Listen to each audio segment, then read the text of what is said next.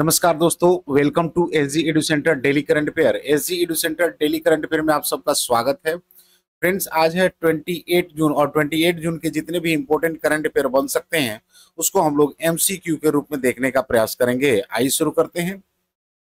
आज का पहला हेडिंग से कि नवंबर 2025 में जयपुर करेगा खेलो इंडिया यूनिवर्सिटी गेम्स की मेजबानी। सेकेंड है कि बिहार का पहला न्यूक्लियर रिएक्टर नवादा जिले के रजौली में स्थापित होगा। थर्ड है कि जनवरी 2026 तक आंध्र प्रदेश के अमरावती में शुरू होगा भारत की पहली quantum computing valley. Shikhar Dhawan ने लिखी अपनी आत्मकथा the one cricket my life and more. Fifth है कि फ्रांस की महिला में खोजा गया नया रक्त समूह ग्वाडा निगेटिव। सिक्स्थ है कि 76वां नाटो शिखर सम्मेलन हेग नीदरलैंड्स में आयोजित हुआ।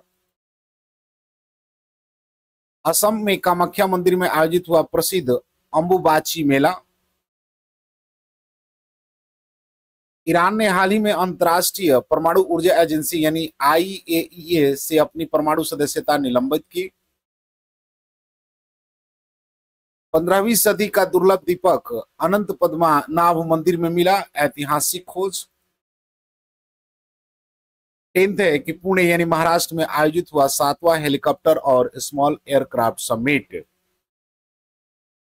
फ्रेंड्स, आज का कोटेशन है कि हर ठोकर तुम्हें आगे बढ़ने की जमीन देती है, बस गिरकर रुकना नहीं है। यानी every stumble lays the ground for your next leap, just don't stop after the fall. Friends, हम लोग 27 जून के जितने भी इंपॉर्टेंट करंट पर देखे तो उसको शॉर्टली में रिवाइज कर लेते हैं कि हाल ही में भारत की 2025 का ब्लूमबर्ग फिलैंथ्रोपी पुरस्कार किस रोग की रोकथाम के लिए प्रदान किया गया था, तो टोबैको प्रिवेंशन के लिए। रासायनिक प्रदूषण पर वैश्विक पैनल किस संगठन द्वारा आयोजित किया गया, तो यूनाइटेड नेशन एनवायरमेंट प्रोग्राम के द्वारा। राष्ट्रीय आकलन समिति का सम्मेलन कहाँ आयोजित किया गया, तो मुंबई में। भारत का पहला ऑफ ग्रिड ग्रीन हाइड्रोजन संयंत्र किस संगठन द्वारा चालू किया गया है, तो अडानी ग्रुप के द्वारा गुजरात में। हाल ही में इंटरनेशनल पोटैटो सेंटर यानी सीआईपी का दक्षिण एशिया क्षेत्र कहाँ स्थापित किया जा रहा है, तो आगरा में। ईरान ने हाल ही में अमेरिका के कतर स्थित एयरबेस पर किस ऑपरेशन के तहत मिसाइल हमला किया है, तो ऑपरेशन बशीर अल फतह। हाल ही में the emergency diaries years that forged a leader नामक पुस्तक किसने जारी की है, तो Amit Shah. International atomic energy agency कन्वेक्स 3 2025 परमाणु आपातकाल अभ्यास कहां कर रहा है, रोमानिया में। राकेश शर्मा के बाद अंतरिक्ष में जाने वाले दूसरे भारतीय कौन बने हैं, तो शुभम शुक्ला। हाल ही में किस देश में इफ्को अपनी पहली विदेशी नैनो उर्वरक संयंत्र स्थापित करने जा रहा है, तो ब्राजील में। फ्रेंड्स, आज का पहला क्वेश्चन है कि नवंबर 2025 में खेलो इंडिया यूनिवर्सिटी गेम्स किस शहर में आयोजित किए जाएंगे, यानी in which city will the Khelo India university games 2025 be held in November. Option A Lucknow, option B Bhubaneswar, option C Jaipur और ऑप्शन डी बेंगलुरु। इसका सही आंसर फ्रेंड्स जयपुर। यानी नवंबर 2025 में खेलो इंडिया यूनिवर्सिटी गेम्स राजस्थान के जयपुर शहर में आयोजित किया जाएगा। देख लेते हैं इसके कुछ एडिशनल इन्फॉर्मेशन को कि खेलो इंडिया यूनिवर्सिटी गेम 2025 का आयोजन राजस्थान की राजधानी जयपुर में नवंबर 2025 में होगा। इस आयोजन की मेजबानी पूर्णिमा विश्वविद्यालय और राजस्थान विश्वविद्यालय संयुक्त रूप से करेंगे।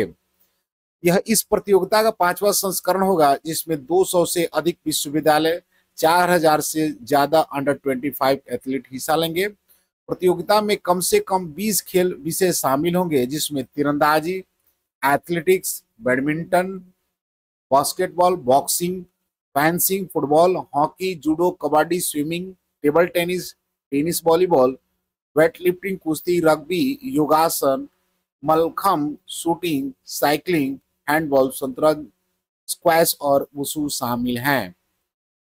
फ्रेंड्स, राजस्थान में आयोजित हो रहा है, तो देख लेते हैं राजस्थान को मैप में। तो राजस्थान जो है आपको वेस्ट इंडिया का एक कैपिटल है, स्टेट है, जिसका कैपिटल आपको जयपुर में पड़ता है। सीएम की बात करें तो भजन लाल शर्मा है। गवर्नर हरिबाबू कृष्ण राव बोगडे हैं। लोकसभा की 5, राज्यसभा की 10 सीटें हैं। नेक्स्ट क्वेश्चन है कि बिहार का पहला न्यूक्लियर रिएक्टर कहाँ स्थापित किया जाएगा, यानी where will the first nuclear reactor of Bihar be established. Option A Patna, option B Gaya, option C Darbhanga और ऑप्शन डी नवादा। तो इसका सही आंसर फ्रेंड्स कि नवादा, यानी बिहार के नवादा जिले के राजौरी गांव में बिहार का पहला न्यूक्लियर रिएक्टर स्थापित किया जा रहा है। देख लेते हैं इसके कुछ एडिशनल इंफॉर्मेशन को। बिहार का पहला न्यूक्लियर रिएक्टर नवादा जिले के रजौली में स्थित किया जाएगा। यह संयंत्र 2000 मेगावाट बिजली उत्पादन क्षमता वाला होगा, जिसमें 4 यूनिट्स होंगी, प्रत्येक में 700 मेगावाट की है। यह संयंत्र भारत के नए न्यूक्लियर एनर्जी मिशन के तहत स्मॉल मॉड्यूलर रिएक्टर यानी एसएमआर तकनीक पर आधारित होगा। इस परियोजना से बिहार में बिजली की कमी दूर होगी और औद्योगिक विकास को बढ़ावा मिलेगा और रोजगार के नए अवसर भी फ्रेंड्स सृजित। देख लेते हैं बुझो तो जानो की बात में कि ईगल नेस्ट बर्ड फेस्टिवल कहाँ आयोजित होगा। ये आपको अरुणाचल प्रदेश में जो है आपको आयोजित किया जाएगा। नेक्स्ट है कि डोनाल्ड ट्रंप ने किसे नागरिक अधिकारों से संबंधित सहायक अटॉर्नी जनरल नियुक्त किया है।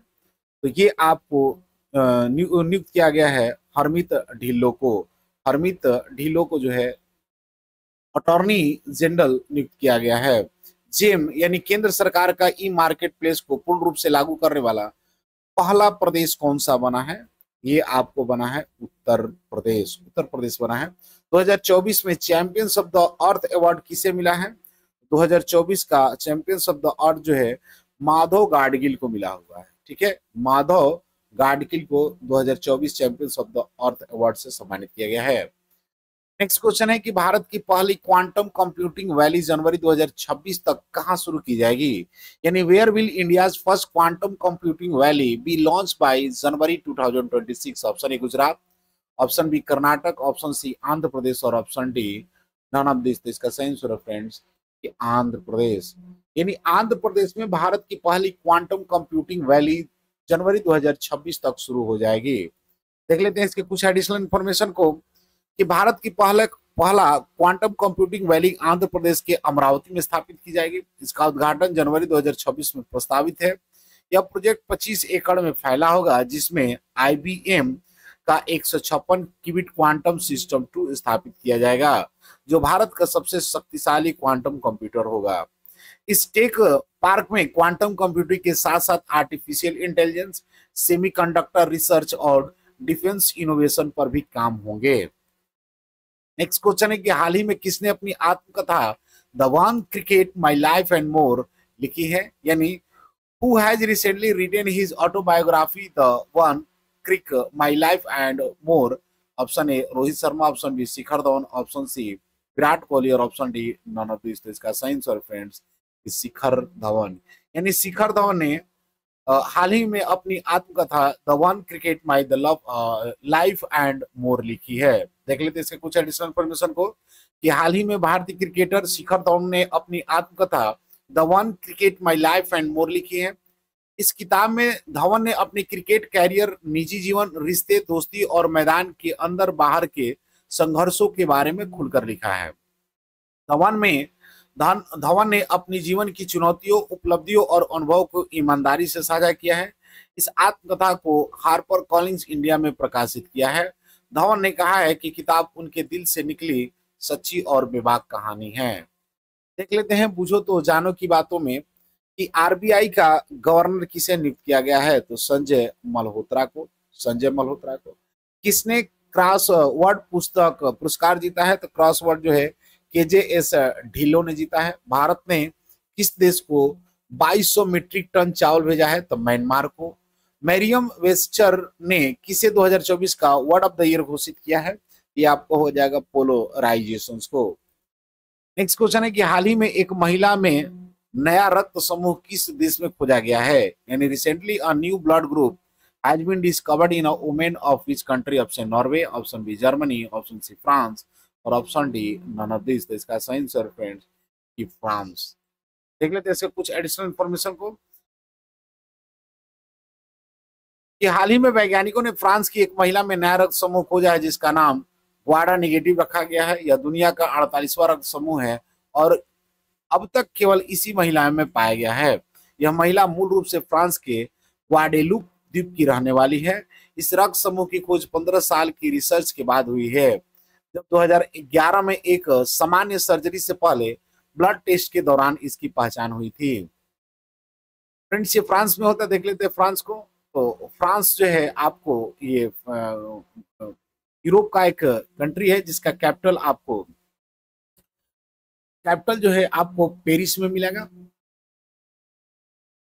नेक्स्ट क्वेश्चन है कि निम्नलिखित में से किस स्थान पर 76वां नाटो शिखर सम्मेलन आयोजित किया गया, यानी at which of the following places of the 76 NATO summit was held. Option A Bangkok Thailand, option B Rio de Janeiro Brazil, option C Hague Netherland और ऑप्शन डी जेनेवा स्विट्जरलैंड। तो इसका सही answer friends कि the Hague Netherlands में 76वां NATO शिखर सम्मेलन आयोजित किया जाएगा। देख लेते हैं इसके कुछ एडिशनल इंफॉर्मेशन को। 76वां नाटो शिखर सम्मेलन 24-25 जून 2025 को नीदरलैंड्स के हेग में शहर में आयोजित किया जाएगा। यह पहली बार है जब नीदरलैंड्स ने नाटो शिखर सम्मेलन की मेजबानी की है। इस सम्मेलन का आयोजन हेग के वर्ल्ड फोरम में हुआ है, जिसमें नाटो के 32 सदस्य देशों के प्रमुख साझेदार देशों और यूरोपीय संघ के प्रतिनिधियों ने भाग लिया। इस शिखर सम्मेलन का मुख्य फोकस सदस्य देशों द्वारा रक्षा खर्च बढ़ाने, साझा सुरक्षा रणनीतियों पर रहा है। देख लेते हैं पूछो तो जानो की बात में कि 2024 महिला टेनिस संघर्ष WTA की वर्ष की सर्वश्रेष्ठ खिलाड़ी कौन बनी है। ये अर्चना आर्यन सबलेंका है।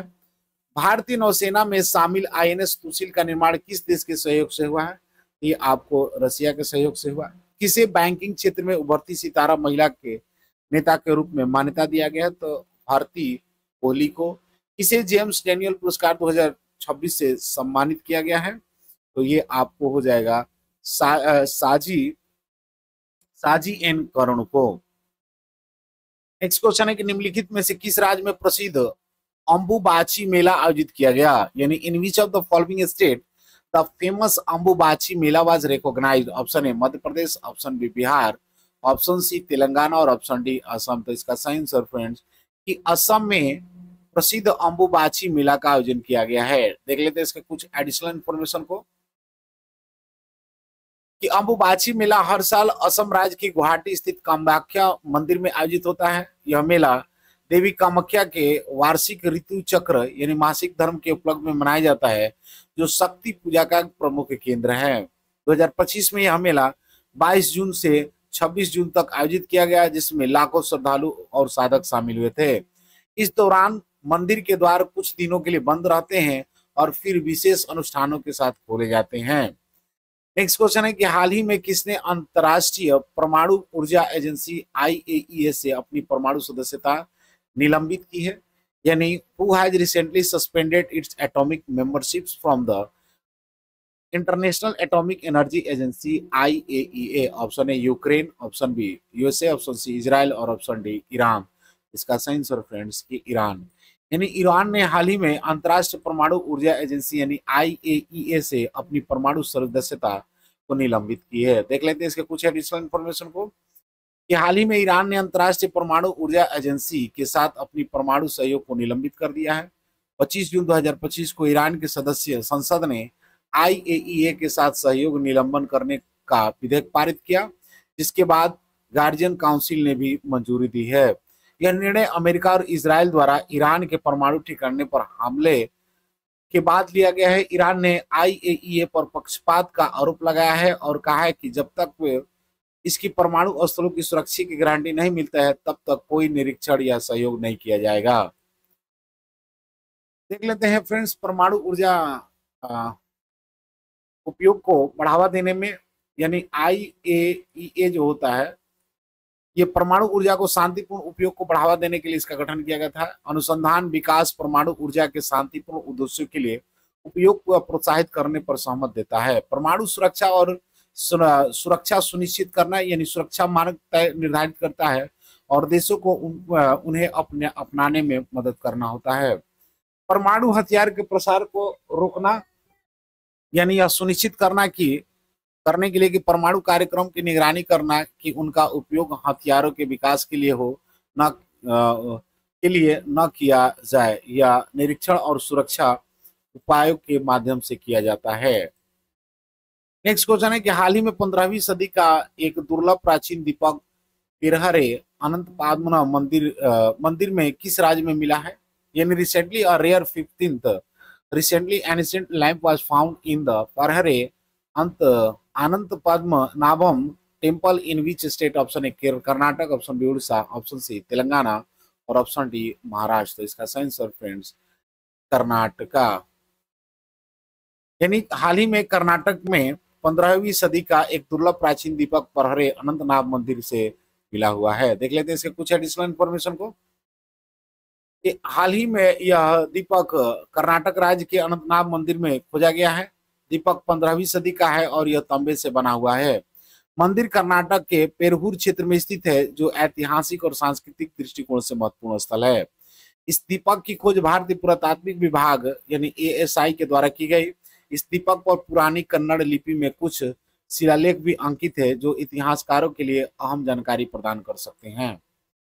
नेक्स्ट क्वेश्चन और आज का अंतिम क्वेश्चन है कि 7वां हेलीकॉप्टर और स्मॉल एयरक्राफ्ट समिट कहाँ आयोजित किया गया है? यानी where is the 7th helicopter and small aircraft summit held? Option A Pune Maharashtra, option B Hyderabad Telangana, option C Patna Bihar और ऑप्शन डी न्यू दिल्ली। तो इसका सही आंसर फ्रेंड्स कि पुणे महाराष्ट्र में 7वां हेलीकॉप्टर और स्मॉल एयरक्राफ्ट समिट आयोजित किया गया है। देख लेते हैं इसके कुछ एडिशनल इन्फॉर्मेशन को कि 7वां हेलीकॉप्टर और स्मॉल एयरक्राफ्ट समिट 24 जून 2025 को पुणे महाराष्ट्र के हयात रेजिडेंसी में आयोजित किया गया। इस समिट का आयोजन नागरिक उड्डयन मंत्रालय, महाराष्ट्र सरकार, पवनहंस और चक्की के सहयोग से किया गया है। केंद्र नागरिक उड्डयन मंत्री श्री राम मोहन नायडू किंजपारपू मुख्य अतिथि और राज्य मंत्री मुरलीधर मोहले विशिष्ट अतिथि रहे हैं। समिट में 20 राज्यों के प्रतिनिधियों, उद्योग जगत के नेता और विभिन्न सरकारी एजेंसियों ने भाग लिया है।